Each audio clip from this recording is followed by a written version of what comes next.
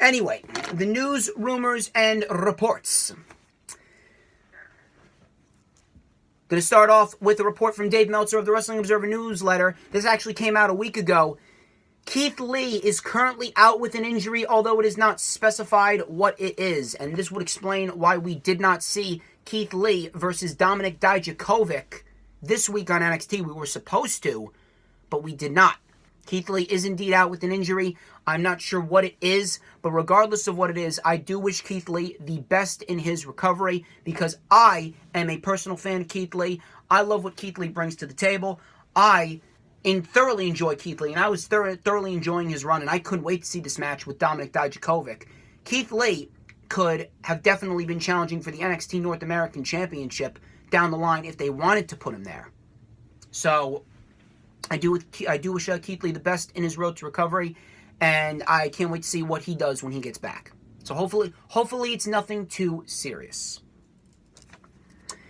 Next, my next report comes from Cage Side Seats, and it involves Matt Hardy. Matt Hardy has reportedly been pushing the idea of a new gimmick for himself and his brother Jeff to WWE, although, again, it is not specified what it is. And I was looking through a lot of the dirt sheets and a lot of the rumors, and I could not find anything on what this specific gimmick is. So whatever it is, Matt Hardy is trying to keep it on the down low.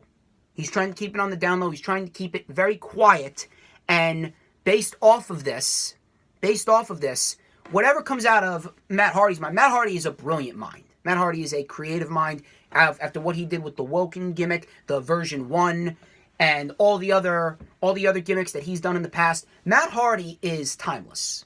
Matt Hardy's timeless, and Matt Hardy is one of the most creative minds in the wrestling business. As a businessman, Matt Hardy is a very creative mind, and Matt Hardy, anything that comes out of his mind is pure gold. Just like the Broken gimmick, the Woken gimmick, the version 1. So whatever this new gimmick is, I can't wait to see what it is. I'm actually genuinely curious on what this gimmick is and what they decide to do with it. Now, as of right now, it's just pushing the idea. There have been no reports of him actually taking it into consideration, even though, as of right now, people have been pushing for the Usos and the Hardy Boys for the SmackDown Live Tag Team titles at WrestleMania. Now, I'm assuming that they are going to finally focus on that on the final SmackDown before WrestleMania, because the Usos, they're too good, and they're tag team champions for the third year in a row, actually. They're tag team champions for the third year in a row going into WrestleMania, and they still haven't had a legit match that has really made them stand out on the card. People were going to think that they were going to do that last year, but they ended up wasting it away in a 5-minute match with the Bludgeon Brothers and the New Day, which people were actually pitching it to be a ladder match. That could have been something great, but they didn't do that. So I hope that probably after WrestleMania, if they want to have the Usos retain against the Hardys at WrestleMania, then they could pitch that new gimmick. They could very well pitch that new gimmick, and Matt and Jeff Hardy could use that new gimmick to defeat the Usos for the SmackDown Live Tag Team titles, should they go that route. But right now, we're going to have to wait and see what this gimmick really is. Now, another report from Cage Side Seats. Now, I don't know how true this is based off of what happened with Charlotte and Asuka on SmackDown, because just by that alone, the obvious shit to do would be to merge the divisions and put both titles on the line. Now, I haven't heard any reports that they're definitely going forth with the unification, but at this rate, it seems the most obvious. However, this report from Cage Side Seats could very well counteract that, because Cage Side Seats is reporting that the early advertisements for the Survivor Series later this year are pushing for the Raw versus SmackDown theme again. So if that's the case, then why would you have Charlotte win the SmackDown Live Women's Championship if they're not going to put both titles on the line in the main event of WrestleMania with all three of those women? It doesn't really make too much sense. So I'm not sure how true this really is, but keep this report in mind, because this report could very well be a deciding factor in whether they decide to merge the women's divisions. Because if they merge the women's divisions, then they're not doing Raw and SmackDown. Because you got to do all 4 of those champions. You got to do U.S. champ versus Intercontinental champ. You got to do Raw tag team and SmackDown tag team. You got to do WWE and Universal, and then you got to do Raw women's and SmackDown women's champions going together. So just keep this report in mind. Again, I don't know how true this is. We're gonna have to wait and see how it plays out because these decisions have left us confused. They've left us baffled. They've left the wheels in our head turning. So we're gonna have to wait and see how that plays out. I got another report from Dave Meltzer concerning a certain popular female talent in NXT wanting to work with AEW, and the feeling is mutual. Omega talked about her as well. I believe he was on a local radio podcast, and he was talking about Candice LeRae.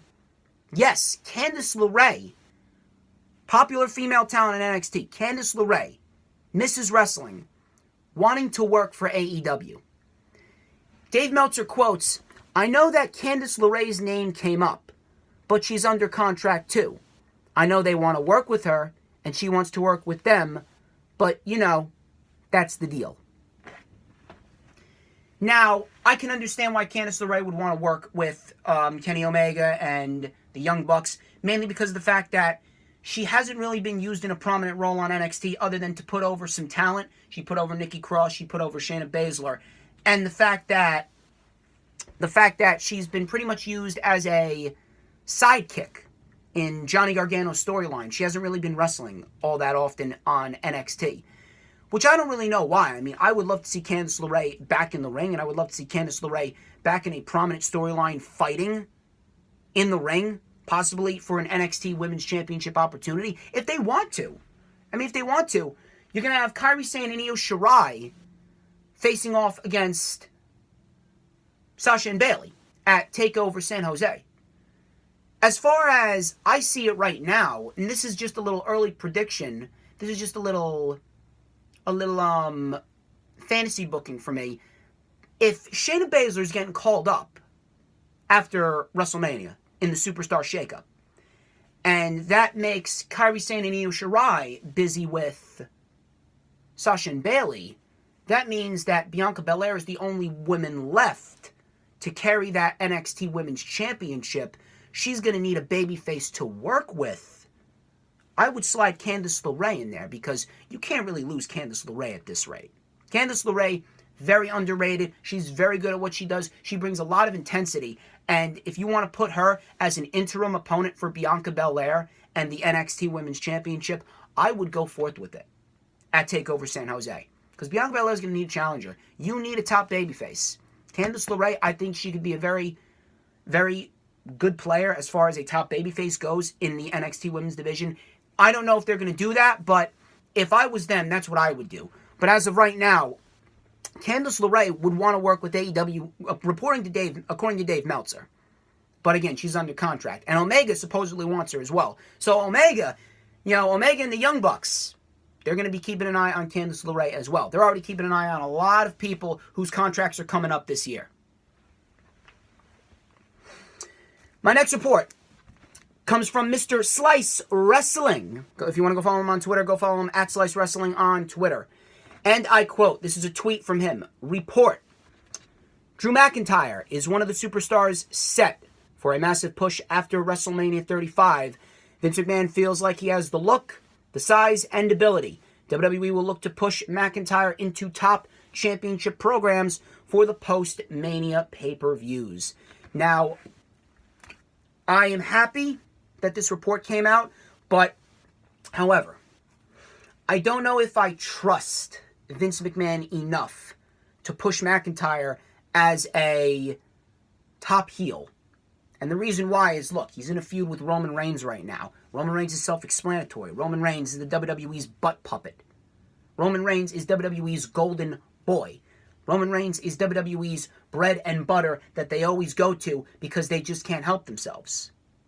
So, again, like I stated, if Roman Reigns is to beat Drew McIntyre at WrestleMania, then they're going to have to build up Drew McIntyre twice as hard to build up his credibility for a Universal title program with Seth Rollins. And again, they are currently advertising for the Extreme Rules pay-per-view in July, McIntyre and Rollins in a program, which most likely the program will probably conclude at SummerSlam with McIntyre winning the Universal Championship.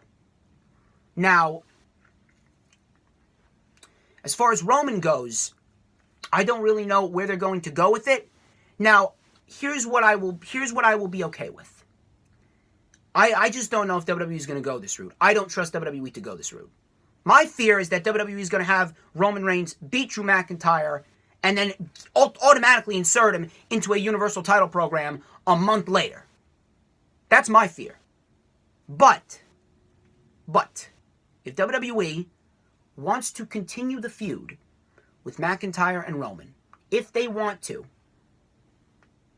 then, and only then, if they want to continue the feud with Roman and McIntyre after WrestleMania. Because look, McIntyre cannot be pushed directly into the Universal title picture with Rollins afterwards. Rollins needs to hold that title until the summer. Rollins needs a title reign from WrestleMania to SummerSlam. SummerSlam is the day where Drew McIntyre can become the Universal Champion. Now, you're going to need some interim storylines in the meantime. If you want to, this is what I would do. I would have Roman and McIntyre continue their feud all the way into Money in the Bank. If you want to go that route, all the way into Money in the Bank. McIntyre and Roman in the undercard feud, and McIntyre can get the win over Roman Reigns. Roman can get a win at WrestleMania. McIntyre can get a win at Money in the Bank. If you want to extend it to Backlash, you can extend it to Backlash. You can have Roman and McIntyre the final match at Backlash, and that is when Drew McIntyre can finally win the feud. He beats Roman Reigns, then he goes off into a program with Rollins for the Universal title at the next pay-per-view at Extreme Rules. Then you can build towards the blow-off match where Rollins finally loses the title to McIntyre at SummerSlam. As far as Rollins goes, Rollins, if I was Rollins, to be quite honest with you, they're probably going to do Brock Lesnar and Seth Rollins at the Saudi show. You know the Saudi Prince is going to want Brock Lesnar at the Saudi show. So we're probably going to get a Universal title rematch between Rollins and Brock Lesnar at the Saudi show. So if that's the case, then that's Rollins' first opponent. Rollins' next opponent, this is what I would do. Sami Zayn is cleared for in-ring competition. Now, if WWE was smart here, if they wanted to, they could have Sami Zayn return at WrestleMania and win the Andre the Giant Memorial Battle Royal to say, hey, I'm back, and I'm here to stay. If they want to, put Sami Zayn on Raw, have Sami Zayn start building himself back up, have Sami Zayn and Rollins go into a little mini program. I would like Sami Zayn and Seth Rollins. I want to see that at Money in the Bank. Let's see Sami Zayn versus Seth Rollins at Money in the Bank. You can go with that. Go see Sami Zayn versus Seth Rollins at a Backlash. An interim opponent for Seth Rollins just for the time being, so that way they can finish building up Drew McIntyre. I wouldn't mind that at all. Now, originally, I was pitching the idea of Andrade winning the Andre the Giant Memorial Battle Royal because he deserves a WrestleMania win. This is his first WrestleMania. But if they want to go with Sami Zayn for storyline purposes to build up Sami Zayn and put him in an interim feud for the Universal title with Seth Rollins, you can get some great matches there. And again, building up Drew McIntyre, keep the feud with Roman Reigns going after WrestleMania. Don't just have it be a one and done. Keep it going. If you want to have Roman get the first win at WrestleMania, okay. I have no problem with that. As long as McIntyre wins the feud, I will be okay with it. Now, my final report of the day, and I'm assuming why this is why you clicked on the video, because you saw the thumbnail. Brad Shepard reported on the Oh You Didn't Know podcast that due to Big E and Xavier Woods earning Kofi Kingston a WWE Championship match at WrestleMania on SmackDown Live, this could, it's not a definite, but it could very well result in Big E and Xavier Woods turning on Kofi Kingston. And you know something? I expected it. And Shepard noted that the two could very well turn on Roman at WrestleMania. It's there. The storyline writes itself. It's there. We got you to this point because you couldn't get the job done. Out of pure jealousy, Big E and Xavier Woods could very well turn on Kofi Kingston. Based on the report that came out like a month ago saying that no matter who Daniel Bryan was facing, he's retaining, Daniel Bryan's going to be a top heel, and Daniel Bryan's going to be a top heel on SmackDown Live for a while. So Daniel Bryan automatically right there is retaining, and based off of everything that's happened, I did not think that Kofi Kingston was going to be walking out of WrestleMania the WWE Champion. So based off of this, I think that there is a huge chance that the New Day is going to finally break up.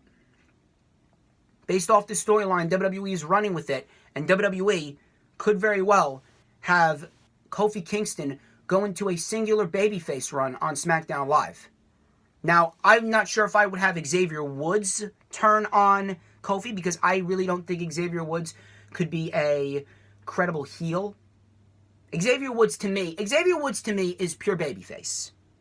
Xavier Woods to me is pure babyface. If he was to be a heel, he'd have to be a comedic heel like he was with the New Day back in 2015. Big E, however, Big E's got the heel look. Big E's got the heel look. Big E, I think he could come off as a great heel. He's got that heel attitude as well. If they wanted to, again, you could do my idea. Big E and Kofi Kingston in a Johnny Gargano-Tommaso Ciampa-like feud on SmackDown. They want to go that route. As far as Xavier Woods goes, again, you could put him in the mid-card on SmackDown Live, but the mid-card on SmackDown Live is already super crowded. I would put Xavier Woods on 205 Live. I would give Xavier Woods his own spotlight. I would give Xavier Woods a moment to shine by himself. Can you imagine the matches that Xavier Woods can put on 205 Live with the likes of Cedric Alexander, Akira Tozawa, Kalisto, Buddy Murphy, Oney Lorcan? You got Oney Lorcan. Add some more star power to 205 Live. Add Xavier Woods. Have Xavier Woods. You could have Xavier Woods become Cruiserweight Champion down the line. Give Xavier Woods his own spotlight. That is the best possible option at this rate, if they do decide to go forth with a New Day breakup and a heel turn. Ladies and gentlemen, that wraps up this edition of the Lightning Flash Update. This is the longest Lightning Flash Update I've ever done. So hopefully you enjoyed. I would like to thank each and every single one of you who tuned into this video. Here's what I want you to do. I want you to go on Instagram and follow me on Instagram at TheDJStorms. I want you to go on Twitter. Follow me on Twitter at HistoryMakerDJS. I want you to go and like this video. You know, for me losing my voice and me going over an hour and 10 minutes, I'm going 70 plus minutes. Let's get this video to 20 thumbs up. I want you to do promoting. I'm going to be promoting the shit out of this. I want you to promote the shit out of this. 20 thumbs up. If you're going to give me a thumbs down, there you go. You salty bastards, you hypersensitive pussies. How's that for negativity? I want you to go and comment down below what you like the most. What are your thoughts on the news, rumors, and reports? What do you think about all of these new storylines going into WrestleMania and after WrestleMania for the 205 Live, NXT UK, and NXT shows? That's what I want you to do. I also want you to go and hit that subscribe button if you haven't already done so. We have peaked over 350 subs, and we're on the road to 400. Can we reach 400 by WrestleMania? I say the answer is yes. Also, I want you to go and I want you to hit that notifications bell with a huge coup de grace. You know why? Because that way you will know whenever I pop up on YouTube. Because whenever I pop up on YouTube, it is the best time to be on YouTube.com. The announcements. As per usual, I will be at WrestleMania Access on Friday, April 5th from 1 to 5 at the Brooklyn Pier. Also, Rescue Mania YouTube tapings in my hometown of Elmwood Park at the Elmwood Park Rec Center here in New Jersey. April 7th on WrestleMania Day. Pre-show starts at 12:30 p.m. Main show starts at 2 p.m. I'm going to be there. DJ Storm's production crew will be there. I got some interviews set, as well as April 14th. It's going to be Rescue Mania Never Forgotten at St. Mary High School in Rutherford, New Jersey. Show starts at 3:30 p.m. The main event is Joey Janela. Yes, AEW superstar Joey Janela challenging Crowbar for the Rescue Mania Heavyweight Championship. May 19th at Pub 46 in Clifton, New Jersey, starting at 6 p.m. Eastern Time. Wrestling Express will host the Money in the Bank meetup at Pub 46 in Clifton, New Jersey. I'm going to be there. Tommy McGrogan will be there. Glenn Davidson will be there. All the members of Wrestling Express will be there. It is free of charge. Come on, hang out. You can meet me. You can meet the Wrestling Express members and administration. We watching Money in the Bank, May 19th, 2019. Ladies and gentlemen, I'm DJ Storms. This has been the Lightning Flash update. Holy shit. I need to go take a nap. I need to go drink some tea because my throat is killing me right now after that rant. Ladies and gentlemen, you have a great weekend, and I will see you next Tuesday for the rundown for TakeOver New York.